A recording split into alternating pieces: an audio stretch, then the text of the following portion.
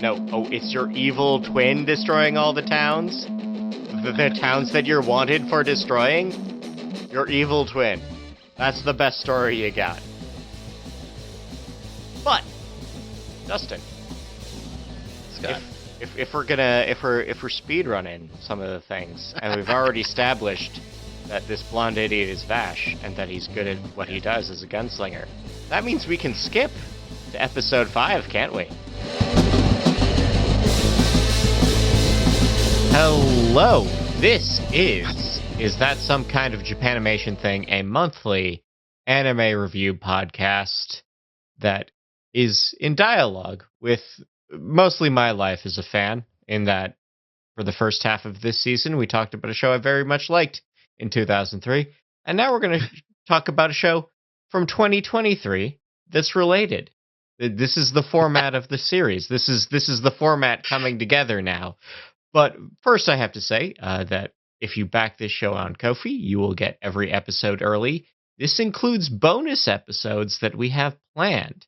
Those will be extra early. Also, I should mention that this episode is sponsored by Kyoto Sweets Box, specifically the Don Quixote candy box. Don Quixote is a chain of convenience stores in Japan and also Hawaii, famous for their appearances in Yakuza and also being surprisingly big if you've ever been to one. But do you know what that means? You know what that means, Justin? I have no idea. I'm just... The box has the goddamn Kit Kats in it. Yeah, oh God, yes! The Kit Kat, man! You know what I like! You know what I like. Daddy loves those Japanese Kit Kats! That's really what matters. The link is in the description. It is... price includes shipping. The business team is really working hard to have a wide selection of treats from Japan. But yes, the Kit Kats are in there. They are the seasonal ones. Not just the green tea ones you can find almost anywhere now, but the real seasonal Japanese Kit Kats. And they will include all allergy details and dietary restriction details so that, yes, if they do send you something that isn't vegetarian, you will know to give that to your friends at the office. My name's Scott. And I'm Justin. And I'm happy. Justin, considerably happier now that we are sponsored by Japanese Kit Kats. Oh my God. People. The apple-flavored Japanese Kit Kats are so good. Oh my God. They're so good. The banana ones are nice too, but that apple one. Yeah. Every month, a different seasonal flavor. I promise you. The one they're advertising now, not the one that when this episode drops, is maple cream for the fall. Nice. But that's very nice. There will be something. There will be something in there for the Japanese Kit Kat enthusiast. All right, so we are moving into the back half of the format where we talk about a new show. And fortunately, our new show is, really, really connected to the old show. We are talking about Trigun Stampede, which debuted in January of 2023. It is directed by Kenji. Yeah, it's new. Look, January 2023 was technically the 900th day of March 2020.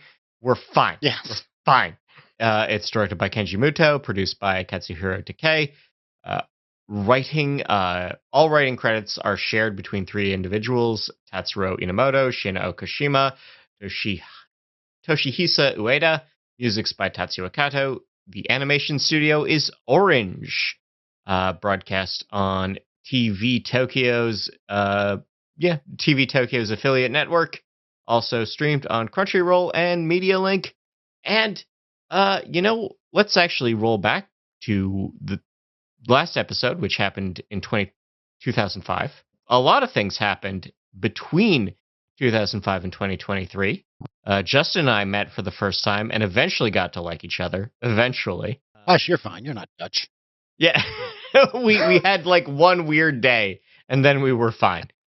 But now, one of the things that happened, and I think, actually 2 of the things that happened that I think are very important, is that Hellsing Ultimate and Full Metal Alchemist Brotherhood came out. Both of these shows are second stabs at adaptations of manga, where the original adaptation had to write their own ending from about halfway through. And so fandom was really primed for Trigun Stampede to be that. It was going to be, we're going to get just the manga on screen. And so the original was by the same creator, but it came out before the manga was wrapped. Am I correct, or am I missing things completely? So the original series was, again, the writing team on that was very close to Yasuhiro Naito. They had a bunch of input from him on how to end it. But no, they had to write their own ending because it took quite a long time for Trigun Maximum to wrap up because it was a monthly magazine, and that's just how that goes. You can get a very nice lavish hardcover presentation of Trigun Maximum from Dark Horse right now. I've been seeing that has been coming up in the algorithm has been saying, "Hey, would you like to see this?" And I'm like, "Okay, Amazon, let's just talk for a second." No, I mean, curious, but that is a lot. Maybe I don't know if it's just Amazon overpricing or no. It's a very nice hardcover. I mean, it's also like the page count on it is pretty big as well, so it's not like you're just paying for the cover. Yes. The paper's nice. I haven't bought it because I still have all of mine. I don't know if I need to get the hardcover for it if I have it all. But given that it's been out of print for a while, this is a good way to get into it. Maybe your local library will have it. They don't. I checked. Okay. One question I do have then. Now, on a scale of Game of Thrones to Scott Pilgrim, how does Trigun rank as a thing that finished before the source media was? I think it is a lot closer to Scott Pilgrim. I think, no one, the fandom has never really been mad at like the ending of Trigun. They've just sort of been like, oh, there's more stuff. There are more characters. There are different versions. There are different interpretations of the character that show up. It's just bigger. It's longer. It's more detailed. But but again, I think this show is making a lot of people who wanted the Brotherhood version of this, the Ultimate version of this, very upset. The other thing that happened is that Orange is a studio that makes CG cartoons, and a lot of anime fans don't like CG on its face, and I don't get that. And I get why. Because there's a lot of bad CG anime. We should have done a bonus episode where we watched, I don't know, we watched like the Polygon Pictures Godzilla movie or something, or even just a clip of a race scene from Initial D or something, just to see how bad CG can be. But we're from Canada, and Canada invented a number of computer animation principles and also proved. Is it better than Reboot? Well then, sir, go right ahead. Yeah, that's it. Canada proved you could do it on a TV budget. Reboot happened, so this show could happen. Reboot walked, so Trigun could Stampede could run and dodge bullets. Yeah. That's what I'm saying. It's like the fan reaction initially was bad, and I don't get it. I haven't watched Stampede all the way through, so we're gonna be on the same footing a bit. So we're gonna see how we feel about it. I'm not comfortable with that. Yeah, like Scott, you're supposed to be my guide. Yeah, no, we are treading untrammeled territory now. So we're gonna have to figure this stuff out. Anyway, we are gonna dive into episode 1, No Man's Land, directed by Naomaichi Yamato, who has worked on Mobile Suit Gundam 00, Mobile Suit Gundam Iron-Blooded Orphans, Macross Delta. I should mention that our writing staff, Shin Okashima, probably best known for his work on Skullface bookseller Honda-san. Tatsuro Inamoto is probably known for One Punch Man, Pluto, Lupin the Third Part 4, and the Supernatural anime. I've heard of that.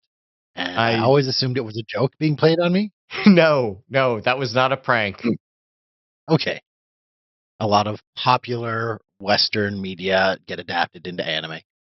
Was there a Die Hard anime, Scott? Not Is it- yet, but we did just get a I, Terminator, so anything can happen. I've seen the first couple episodes of that. Very, very anime Yeah. Terminator story. And Yoshiha Ueda is actually not done any writing really before this. He was an animation manager on the anime film Wolf Children, but that's it. So No Man's Land opens in space. Hey, Justin, Yes. you remember how long it took for them to like tease out all the little details of the backstory for you? How they left you hanging? Yeah. No time for that. No time for that now. Who's this? Who's this red person? Oh, well, there she is. Well, then, okay. Yeah, we open in space with Vash enjoying some time with the meat popsicles, and then things go wrong. Yes. Everything goes wrong. You know, high tubes, bye tubes. Oh, it looks like it's worse this time than the original, because it looks like immediately, like she didn't get to restrain the destructive cascade. Yeah, it does. I don't know. Does, I mean, part of it is also they just have the capacity to show more, and they could they can draw explosions real good in CG. You can program that shit so good. It's gorgeous. Not gonna lie, animation. I'm gonna say no. This is really pretty. Like, it is really pretty. This whole sequence, the escape pod, the way the camera is an active part of the action in this is so good. It's so good. It's taking the one thing CG can do and really making that the feature of the action sequences. But yeah. We have Vash and Knives being shoved into the escape pod, and everything is going wrong. Everything is crashing. We see a small child gloating like a maniac. Yeah, Knives, the worst. And then we just skip ahead. Worse than the worst he was. No, he's considerably worse now. We skip ahead some time and some distance, probably, to the desert, where we have Roberto De Niro. Look, that name is on the nose, but but I'm not gonna I'm gonna call him Dennis. Not because that name is so bad, but because this guy is just Dennis from Macross 2. He's just Dennis from Macross 2. So Dennis and Meryl are on the road trying to find a story because they're newspaper reporters. Yes, they are. And Scott, where the hell is Millie Thompson? Oh, I'm gonna let you know. Oh. Just wait. This is another reason why a lot of fans were mad, is that there was no Millie. The best girl was not in the first episode. It's not in many of the episodes, I can tell you that. There will be some. You wasting. No, you are not. You are not entirely without hope. Because Full Gear Emo Vash is one choice they could make, but no giant staple girl Millie Thompson is like, I would throw your Crunchyroll subscription out the window. I swear to God. Yes, we are all feeling Millie's. We all be feeling Millie's absence right now. But the important thing is that the relationship between Meryl and Roberto, Dennis, whatever you want to call him, feels like they've inverted it. Yeah. Like, Millie used to call Meryl Sensei. There was very much a worker, a co-workers, but one was more experienced, and Meryl's ambition is much more front-ward loading. She's like, I am going to be a reporter. I'm going to have my own bureau in the middle of fucking desert. I'm like, yeah, this is different. I like the insurance thing. It's a good gimmick for a tag-along character. I will go to my grave saying that. Compared to, so many tag-along characters where they just lose the thread fast. I always think about Misty on Pokemon, who just wanted her bike back, and then Did she ever get the bike back? No, because Ash never appeared to make money, and Ash's mom never found out that was the only reason. Because presumably Ash's mom could have just wired her like $200 for a bike, but no, they just hung out for years. Hard to say because Ash is 10 forever, but hundreds of episodes. He's Simpsoning it up. Yes. Hundreds of episodes, bike issue, never resolved. Anyway, insurance, great reason, but a really good reason to have two reporters, one old and one young, especially because the old one doesn't respect the young one, is in your TV show. It's great to have two reporters in your TV show because they can just badger each other for exposition. We gotta get through this fast. We gotta get this show moving. We're only doing 13 episodes this season. We gotta get there. So we gotta have them go. Only one season, or is there more after this? There is more coming. We have at time of recording. Season 2 has not premiered, but it is coming. Because I was thinking if they've compressed it even further down to 13 episodes, that would actually explain a lot.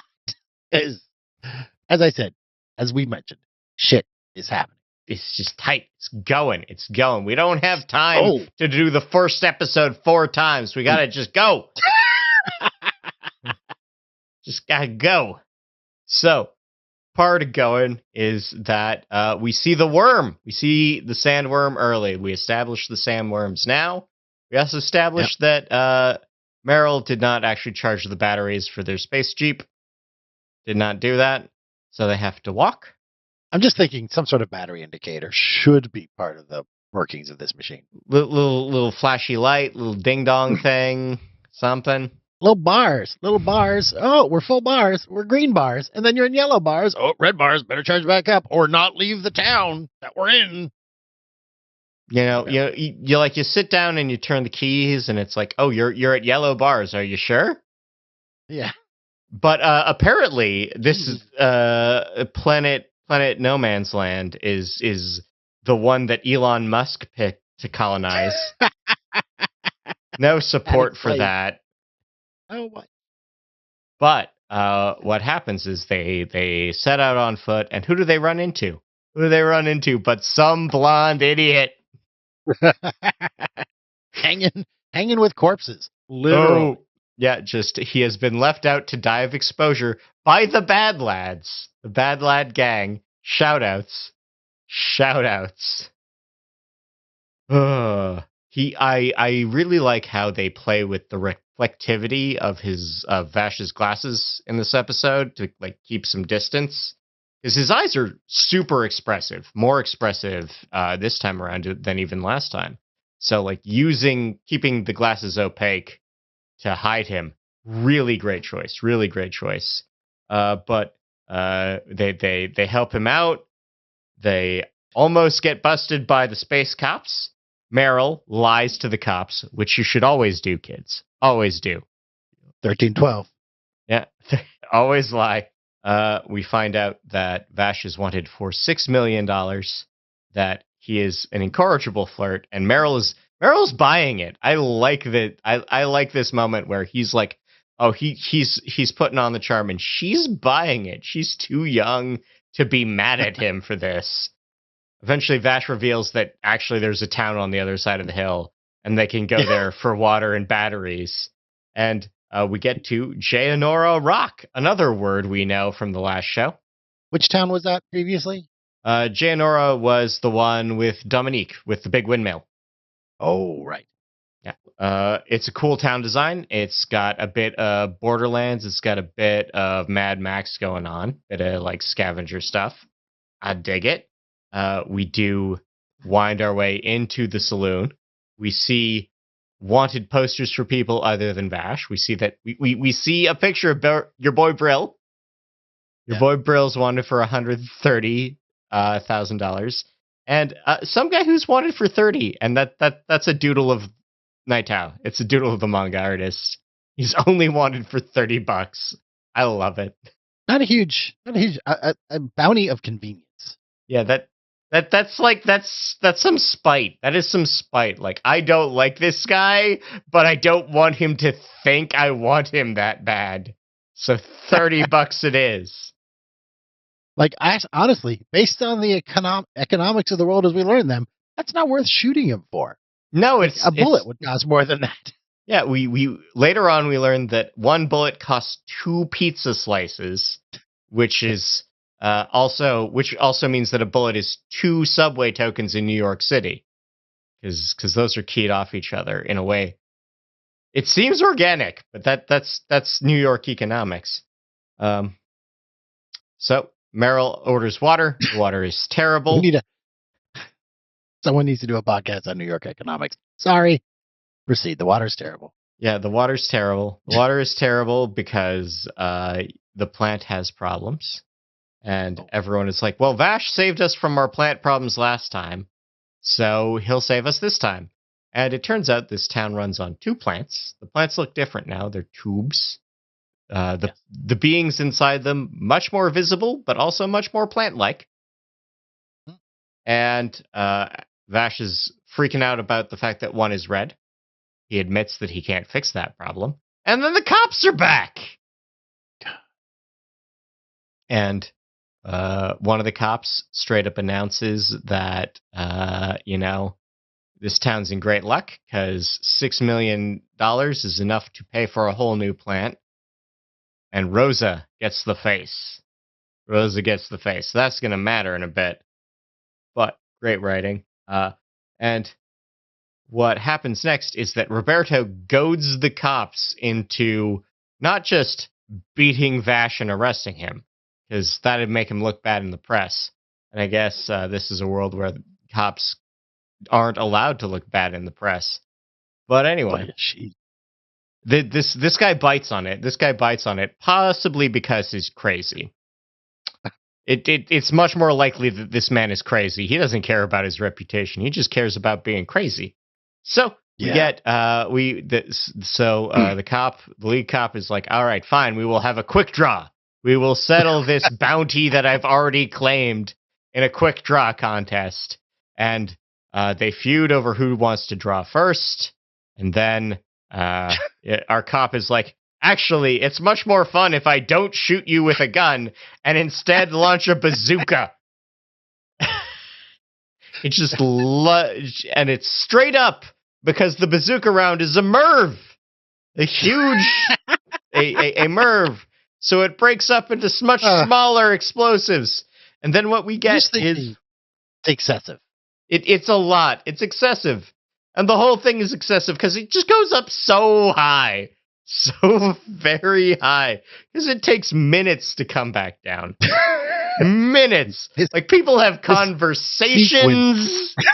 Like, Roberto is able to be like, oh, yeah, being able to call someone a coward, that's a privilege, kiddo. Do you really think Earth has the best culture? Vash is ready to save the day, except his gun has no bullets.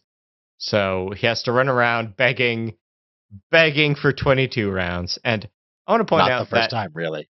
Not the first time. But I want to point out that the only actor who came back to this, on either side of the English or Japanese, is Johnny Bosch. Johnny Bosch is back as Vash. And excellent. You can hear 20 years of practice in his voice. He doesn't sound any older. 20 years of anime convention panels where you read things in character. Yeah, like he has 20 years of practice, and he's doing his work so much better. He's selling it so much further. He's great. So you're saying I need to listen to the dub? I mean, check in on it. Yeah. You choose whatever you want. Both are on the thing. I don't know. Maybe next time I'll talk about the Brazilian Portuguese dub just to throw you off. Guillermo Desposito Yeah. came back as Vash, and let me tell you, he's been putting in the work. But Rosa has a 22 round somehow. We get Millie tossing it. We get Vash scrambling for it. The score picks up. It is pure Morricone. It is pure fistfuls of dollars and good, bad, and ugly men. It jams. It does jam. And we get Vash figuring out how to save the day. And all this time, again, we saw the camera work. We saw the camera work in the opening.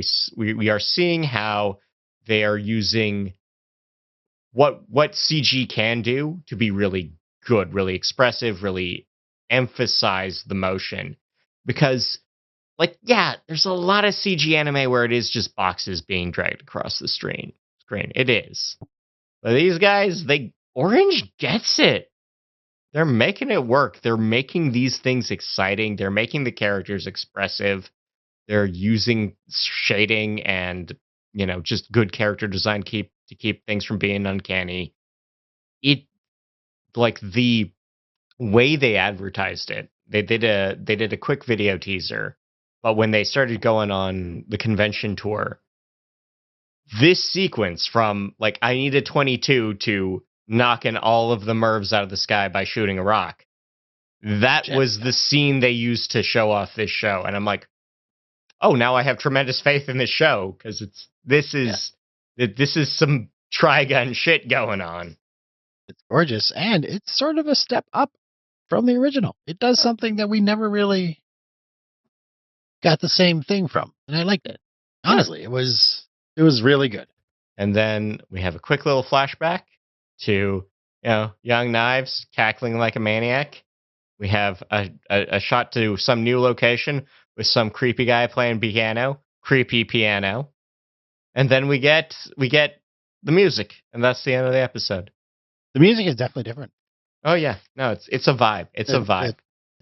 The J-popish theme is not. I miss the guitar. I'm not gonna lie. Oh well, it's so hard to beat Imahori. He's so good at what he does. Like he is a highlight. Like he works with other. He works as just a session guitarist with other anime composers. So he is on guitar on a bunch of Yoko Kanno scores. So so his bits on Cowboy Bebop are a delight. Like his bits on Turn A Gundam are great. So like he's a standout even when he's just when he's just playing or contributing a song. But this guy's nice. It's definitely like we have heroic Morricone thing, we have creepy piano thing, and we have our intro and outro song. I like the intro enough. I like that well enough. Yes. But yeah. Not saying it's bad, just saying I miss the heart. The guitar. It's yeah. That grunty sound is too good. Too good. But this is nice. It's nice. I'm not mad. I'm mad to lose Imahori, but I'm not mad at this. It's a new song to set up a new world. Yep. New sound.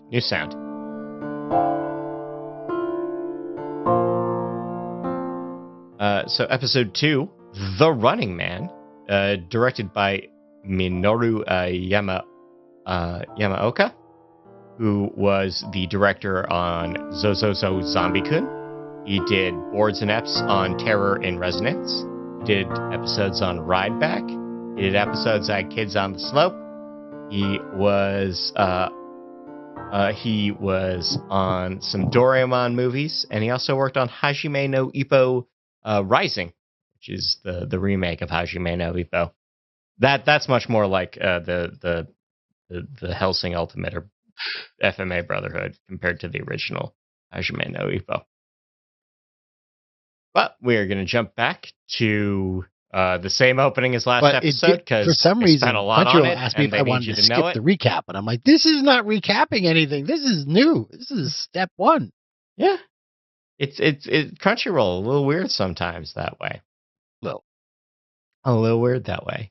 And then we we recap that bit, and we get to Roberto and Meryl sitting there incredulous that it's your evil twin destroying all the towns, the towns that you're wanted for destroying. Your evil twin. That's the best story you got. But Justin, Scott. if we're speed running some of the things, and we've already established that this blonde idiot is Vash and that he's good at what he does as a gunslinger, that means we can skip to episode 5, can't we? That is, yes. You can just go right ahead. All of the stuff that you wanted to get out of the way in the first episode of the podcast is disposed of. Yep. Gone. We can go right to the part where an entire town pulls guns on Vash for the money, and we get the scene of him running through town, screaming and crying like a maniac. Do not be shot. So good. So also good. Part of being episode 5 is we get the Nebraskas. Nebraskas are breaking out of jail and on their way, and the boy looks a lot smaller. He's only 8 feet tall this time. He's just around. A really big guy, and he's just a big guy, not a giant, just a big guy, not a meat mech, but in fact just a big guy with an extendable hand. With his fist on a thing. We're back to that. Something that just sort of popped out. So obviously the Nebraskas, they show up in town. They're gonna wreck up the place to also get Vash because they want the money, because they figure Papa Nebraska figures if he's got that much money, he doesn't have to go back to jail. Which is no. Rich guys don't go to jail, Pops. You got that nailed. Yep, rich guys, that's how it works. That is exactly how it works. But Vash decides to run away. So in such a way that hopefully the town does not get damaged. We find out, this is something that's interesting to me. So the news van, driver's seat, right-hand side, like the UK or Japan. Yes. Prison van, driver on the left side, hand side, like America and everywhere else, I guess. And yes, you have to do that on purpose, but it's just a weird thing I spotted.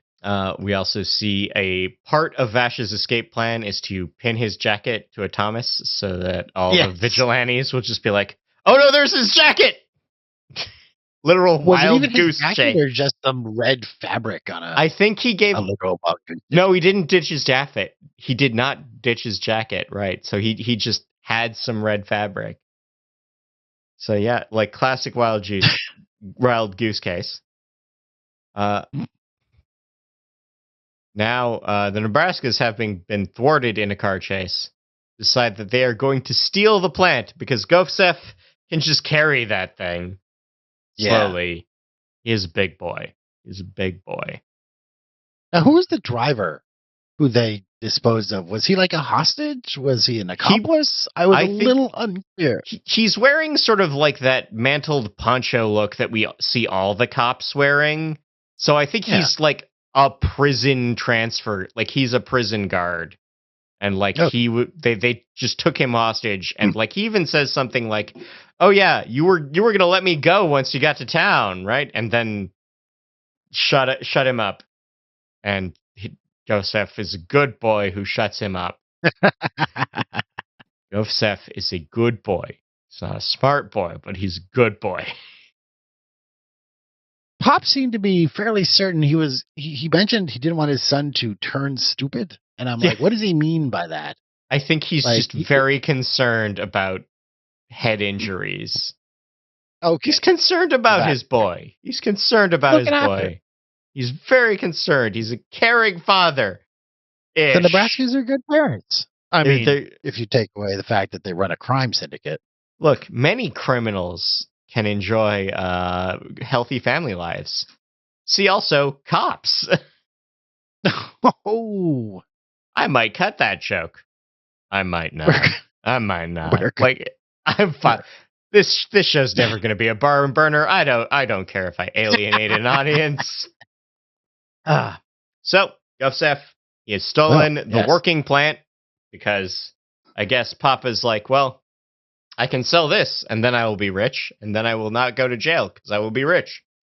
But Rosa tries to save the day. Rosa does not have a great time dealing with Gosef. No. But Vash is back. The MILF squad isn't quite able to pull it off. Yeah. Team Mom, not great. Team Mama Bear, not doing great this time. I do like how there's dueling philosophies. You've got Vash's Love and Peace versus Nebraska's There's no future for those who can't fight. Yeah, just straight up, like those, just shouting his ethos. They could both have those embroidered up in their houses somewhere. Oh yeah, live, laugh, love, right above the coffee nook. But Vash agrees to yet another duel, yet another showdown. Big old punch and arm versus his gun. And Vash ends up not actually firing. There's a dance-off. Gosef is firing the thing. He's dancing around. Papa Nebraska, again, gives up on his commitment to frugality and fires his rocket-propelled grenade, which costs, perhaps dozens of pizzas. So I'd like whole pizzas. Whole pizzas. Not just slices, but perhaps dozens of entire pieces for a rocket-propelled grenade, which of course damages the space on which they are doing the thing, which of course means that it breaks, putting Gosef and the plant at risk. So the whole town has to come together and prove that community action is really the key to a healthy society, and they help go Gosef up. They save the plant. And it's all good. We end on an upbeat note, except there are drones. A happy ending. Except there are drones. Except suddenly things get attached to them. What's going on? What's going on? Episode 3 is Bright Light Shine Through the Darkness by Mie Oishi, who has been around a lot, mostly on keyframes, short bits of animation, but he worked on the Poirot and Marple anime. There is a... You're fucking with me, right? No, that is real. They're Hercule Poirot and Miss Marple. They team up. They fight crime. They have a plucky teen girl sidekick. This is a real anime. They have a pet dog. Ariadne Oliver shows up in some episodes. It's all of them. It's the whole goddamn Super Friends of Cozy Mysteries. Is there a Lupin crossover? Because that would work. No, not this time. But, I mean, I would revive this show only for a Lupin crossover. The ACCU is blowing up, man! Blowing up! Sorry. This guy was keyframes on Lupin, the Third, Woman Called Fujikamine. He did eps of Beastars. Beastars is a show made by Orange. It's a lot like Zootopia, which means it's hard to remember it being different from Brand New Animal, which is a Trigger show that's a lot like Zootopia. Zootopia. Outsized influence on a lot of cartooning. The 21st century has grown from Zootopia. Yeah. This is how it works. So we start off with some drones. Yes. I like this drone design. I like it. They're like it's an interesting little like sectoid creature. Yeah, just little spidery legs, little crystally heads. It's fun, but these drones are bombs.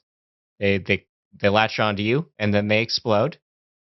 And we see that. We see a police officer get turned to ash that lands on Vash's face. That happens.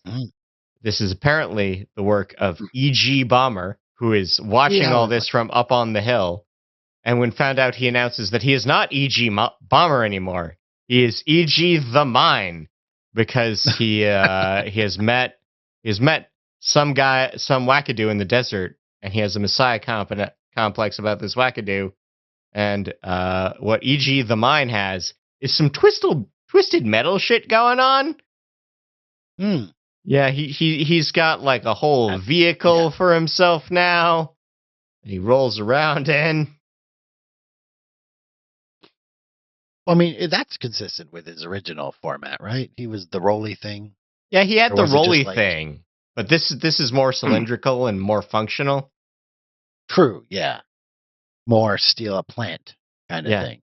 yeah. Roberto tries to chide Meryl for getting pulled into this typhoon's antics, because he's a writer. You see, he writes the news, Yes. which means he's used to deploying similes that are accessible to the average newsreader. He's more of a trad reporter. She goes more in the gonzo sphere, Yeah, inserting herself into the narrative. this is their I true have no crime idea what Vash podcast. Their true crime podcast is going to be a hell of a thing. Also, we cut to the edge of town where some guy in a hoodie is walking towards things menacingly. That will probably come up in a minute. E.G. Mine announces that he is no longer killing to steal things, but he is stealing things so he gets to kill people. Yes. Which is just a great phrase. Great phrase. Great expression of his total madness. Because this dude's a cackling maniac. I love him. He's very happy about his work in explosions. Makes the evil midnight bomber what bombs at midnight seem rational and restrained. Yeah.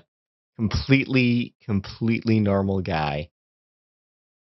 But everyone in town is getting tagged with the drones, which gives Roberto and Meryl a terrible, brilliant idea.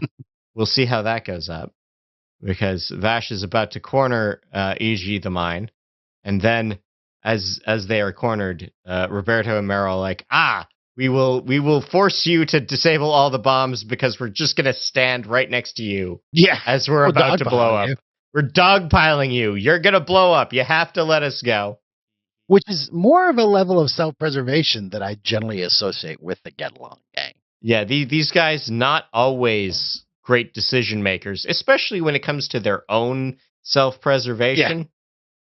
Yeah. But nah, he's like, no, fine. I just want to see the explosions, not be the explosion. So he lets everyone out, and then he hears. And it's not practical. No, he can't reach that. To be on your back. Yeah, like the button is on his back. Could you do me a solid and press this button? Like he can't reach that. Like I can't reach that spot. He could have levels of flexibility we're not familiar with. Like maybe the Get Along gang does yoga every morning. Maybe they have a really robust calisthenics scenario. Yes. Maybe the drones do it. Maybe they do it for him.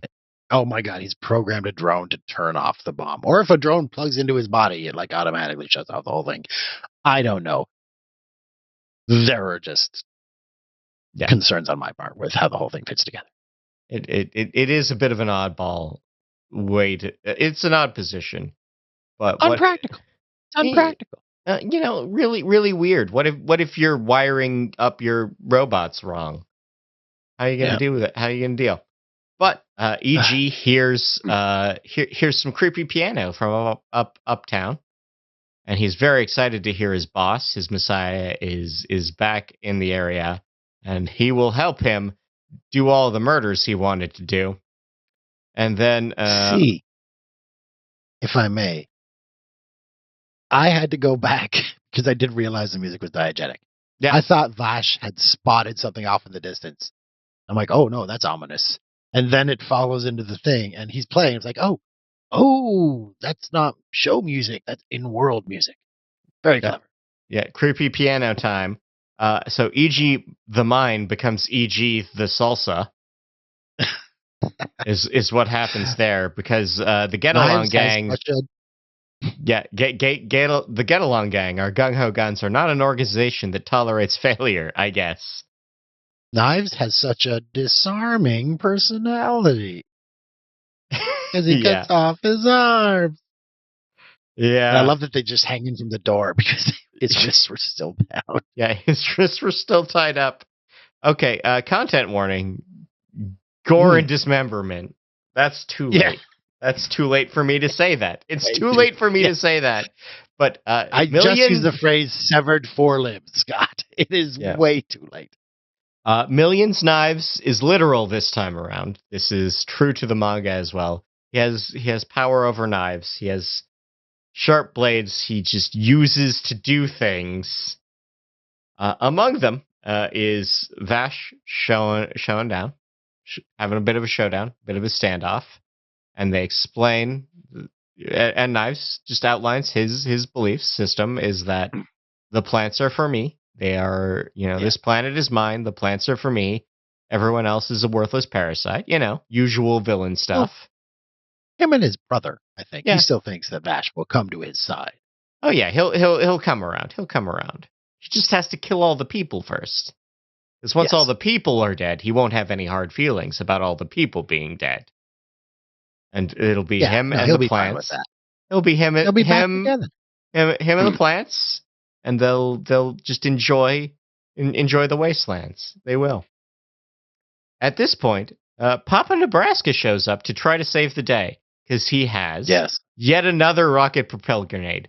Something that happened earlier is that Gosef got grabbed by all the mines, and he's a good boy. And exploded. Yeah. He's a good boy, so he went out so that no one got hurt except him. But Papa Nebraska's does not take that kindly. Does not care for that. No. So he is going to rocket-propelled grenade Knives, and that doesn't work out for him. I mean, it seems like a practical plan, but it just doesn't. There are very few problems. Like, once you've resolved to solve a problem with a rocket launcher, usually the solution is that motherfucker gets blown away. It's just like the Jason Mendoza school of Molotov cocktails. Yep. You throw a Molotov cocktail at a problem, that ceases to be a problem. New problems arise, but the initial problem resolved. Yeah, and Papa Nebraska's new problem is A, he still has the old problem, and B, doesn't have an arm. Is at this point that Knives... I'd say Knives has a disarming person. Sorry. Knives has so many weird knife tentacles, and he's gonna just do some things and grab the plant. And at this point, the rest of the gang shows up, or some of the gang. We get Professor what's his name, some kid, a 15-foot tall robot, big old truck. Yeah, I was like, okay. Oh wait, I went back onto my list, and I'm like, that'll be resolved eventually. Yeah. Like unless we get a whole new introductory sequence, which I don't think so, because Cheesebag the Mind Freak has not shown up again. So without him to do the intros. Yeah, no, we have not had a scene where Legato and Mid-Valley explain who everyone is and what their deal is. Maybe that happens next episode. We'll see. But what happens is that our big guys get away with one plant, the working plant. Knives steals the plant that's turned red. And he also just blenderizes some people. He just blenderizes some people. And then he blenderizes the whole town. I was pointing out that he's a stage in a bullet hell game. Yeah, absolutely. This is a great thing you can do with CG is just animate a million knives spinning around in different patterns. It's really easy to do this with computers as opposed to paint on cells. It'd be a good reason to rethink your main villain as just having a gun as well. He goes full Sodom and Gomorrah on this town. I'm not going to lie. Oh, yeah, no, just completely shredded. He has taken the plants, and we see the survivors digging themselves out of the rubble. Gosef is alive, by the way. He's beat up. Yeah, he's doing fine. I was shocked. I was like, oh, he's alive. Papa Nebraska? Didn't make it. Gosef, wasn't he right next to him? I would have to go back and check. Yeah, Gosef is alive. I don't know if Papa's did as well. Pretty sure Pops is in Stumpville, but is still... The kid, though, the worm kid. Holy shit, they killed a kid, Scott. They killed a fucking kid in episode 3. They killed a kid. Episode 3, they killed a kid. Tanis, who had scenes in all 3 episodes. Dialogue. He collected bugs. Isn't it funny that he collected bugs? And then we see his bug cage alone. Oh. And Vash lets the bugs go. And Meryl asks him, how dare he smile? And he says, I don't deserve to be sad. I don't deserve to cry. Holy crap. Lines that go hard for 400, Alex. I have to smile because I don't deserve to cry. Ugh. Wow. This was not my Trigun.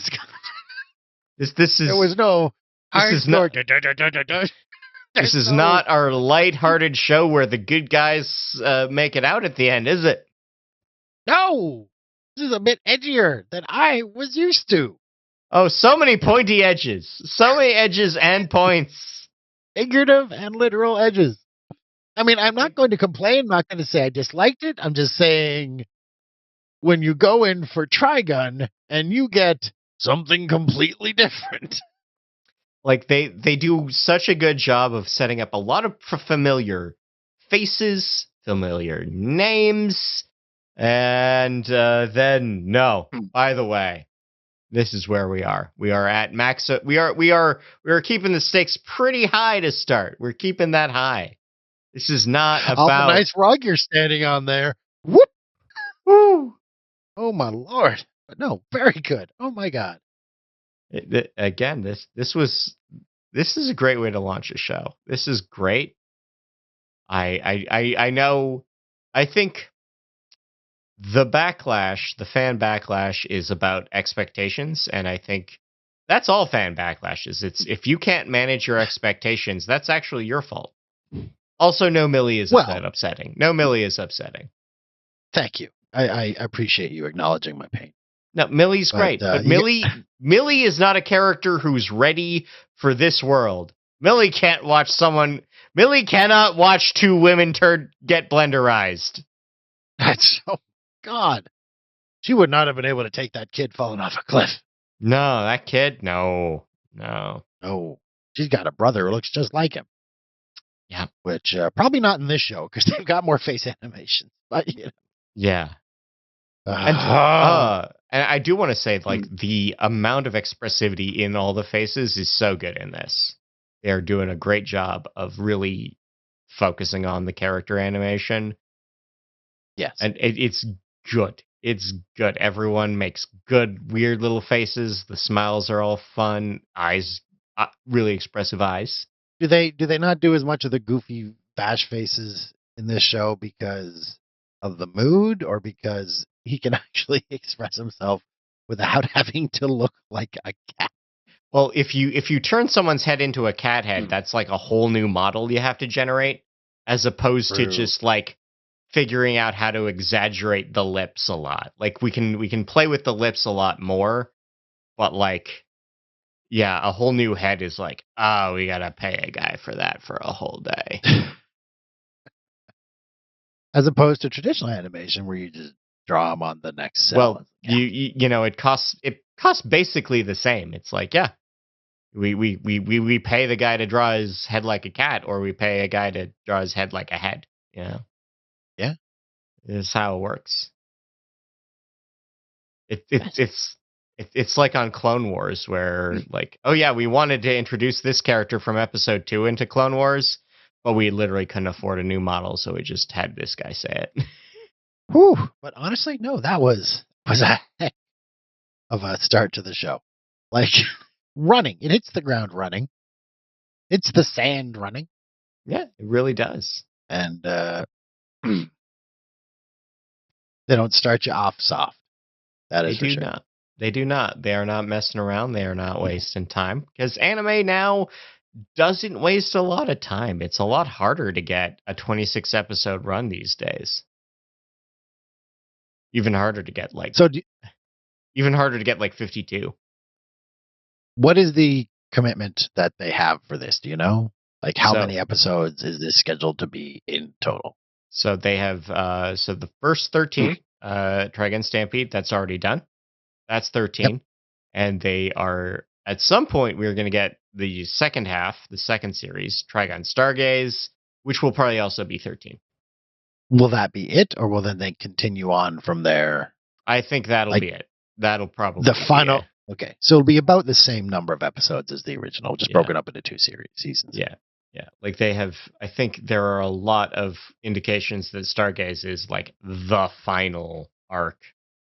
Is it possible that we're going to see, like, Rem has a line right before Vash and Knives take off. That's very significant for how the story progresses because of how it can be interpreted in multiple ways. Yep. Vash take care of Knives. And we do not get that. No. In the intro we see. Now, is it possible that we will then see an expanded version where perhaps she even tells him that during, Vash, your brother is a very loving boy, but he's hurt. He's not as strong as you. You need to take care of your brother, Vash. Is it possible that we get? We'll see what we get. We will see what we get. We will have to see if we get more flashbacks to Rem. But I will say that you should tune in next month for where we're going to talk about episode 4, where we are going to meet a man in the desert. Is it maybe a man I know, Scott? It might be some men you know. Oh. But the other thing you should remember is that we are brought to you by the Kyoto Sweets box, specifically the candy box from Don Quixote, which comes with the Kit Kats. You must get Kit Kats. You don't understand. I went to Japan and you do not know how many Kit Kats I came back with. There was a Kit Kat store at the duty free. Like, we crossed over to the duty free and there was a Kit Kat store that only sold all the regional seasonal variations. So if you did not get up to Hokkaido to have Hokkaido melon Kit Kats, you could get a box there. Get a box there. Oh, beautiful. And you can have one of these every month, along with other Japanese sweets, all kinds. Shipping is included with the price of the box. Link is in the description. You can also back us on Ko-fi. You can also just leave a rating, a review, tell a friend, or, I don't know, go on with your life. I'm not your dad. Your friends would probably appreciate this, though. I think they'd dig it. Maybe your foes would appreciate it. While you're watching... Yeah, your enemies would love this. And you can give this to them is for them to spare you in a moment of conflict. Yeah. You're just going to not lose sharing this show with your larger world. Yep. So, again, we are around. More episodes next month. Maybe a bonus coming up. Keep an eye on the feed. Until then, see ya. Sayonara.